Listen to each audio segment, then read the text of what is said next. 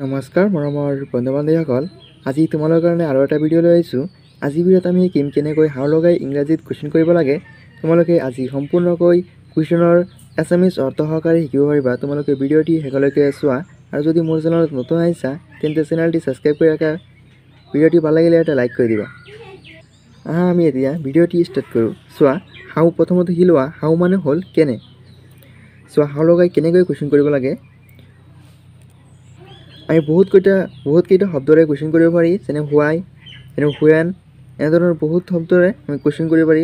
What লগাই question কৰিব পাৰি। আমি আজি শিকিম হাও লগাই কেনেকৈ কুৱেশ্যন কৰিব লাগে। আমি পৰৱৰ্তী ভিডিঅ'ত এনেধৰণৰ হুৱেন বা হোৱাই লগাই কেনেকৈ কুৱেশ্যন কৰিব লাগে বা হোৱাট লগাই কেনেকৈ কুৱেশ্যন কৰিব লাগে তোমালোকে শিকিব পাৰিবা। আজি আমি আজিৰ চেণ্টেঞ্চকেইটা শিকি লওঁ। চোৱা, হাও প্ৰথম sentence, how do you do, তুমি কি কৰি আছা। হাও ডু ইউ ডু, তুমি কি কৰি আছা। তোমালোকে চেণ্টেঞ্চৰ অৰ্থ সহকাৰে লিখি ল'বা। চেণ্টেঞ্চ কুৱেশ্যন কেইটাৰ হাও আৰ ইউ, তুমি কেনে আছা। এইটো তোমালোকে ইংৰাজীত ক'ব লাগিব, হাও আৰ ইউ, তুমি কেনে আছা। হাও ইজ হি, তেওঁ কেনে আছে। হাও ইজ হি, তেওঁ কেনে আছে। How is her father, how is her father, তেওঁৰ বা তাইৰ দেউতাক কেনে আছে।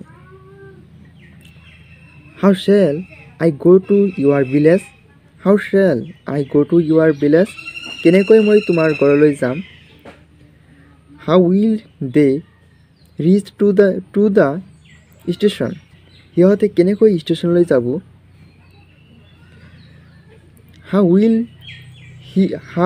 হি চে ছ', হাউ উইল হি চে ছ', কেনেকৈ তেওঁ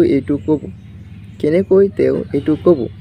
হাউ ইজ হি নাও, হাউ ইজ হি নাও, তেওঁ এতিয়া কেনে আছে। যেতিয়া কেনেকৈ বা কেনে আছে এনেধৰণৰ যিবোৰ শব্দৰে কুৱেশ্যন কৰিবলৈ হ'লে হাও লগাই কুৱেশ্যন কৰিবা, কিয়নো হাওৰ অৰ্থ হ'ল কেনে।